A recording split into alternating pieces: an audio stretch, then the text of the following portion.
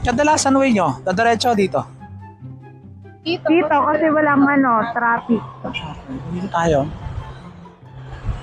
Doon kasi lintik ang stoplight eh.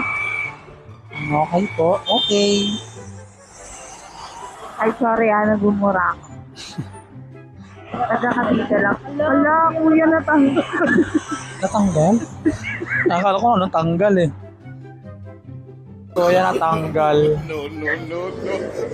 Bakit ngayon mo lang sinabi? Kuya natanggal. Kuya, legit natanggal. Natanggal ba? Hindi na pinapasok lang yan sa side. Parang sinusuot lang siya. Sinusuot.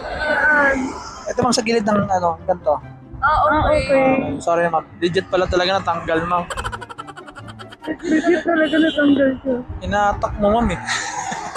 Sinisi masahero.